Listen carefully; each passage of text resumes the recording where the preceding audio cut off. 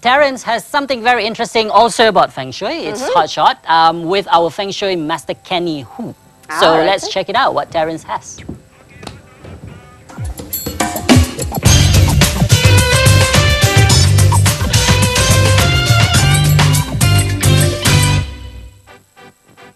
With me now is Mr. Kenny Hu, who is the Chief Researcher and Consultant with Good Feng Shui. Thank you very much for joining us, sir.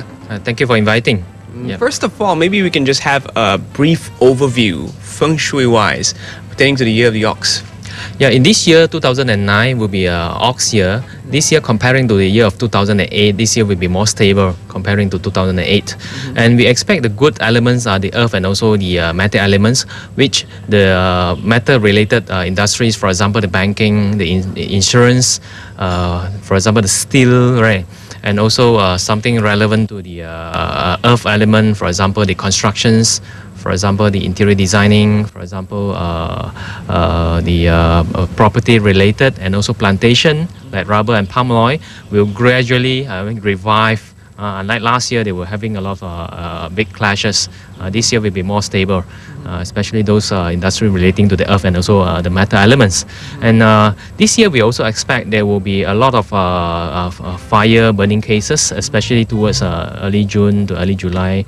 And also a lot of this flood may be happening around the spring timing, it means early of the year, and also towards the end of the year. Right. Now, how can one benefit from using Feng Shui in 2009? What should one do? You see, there is this different distribution of the qi every year in a space. For example, in a house, there are some sector will be good, some sector will be a little bit inauspicious. The good sectors are, for example, the southeast sector of the house with reference from the center of the house, and also the southwest sector and also the northwest sector. These are the house, for example, if the main door is located at this three sector, the family members may gain a lot of positive effect from the yearly nature of the qi, right? If someone want to enhance the qi of the house, for example, they can to ensure that the three sectors that we mentioned just now, the southeast, the southwest, and also the northwest, to make sure that it's clean, it's tidy, and not to be messy, and at least this will enhance the qi of the house.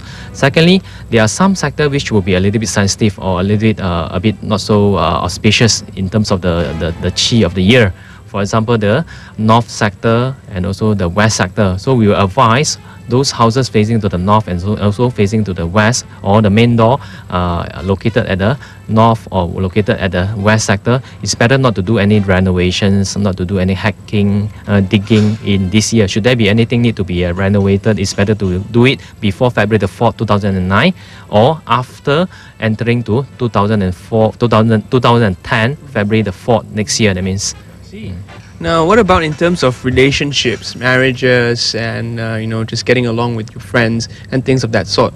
Does Feng Shui also apply in 2009 to these areas?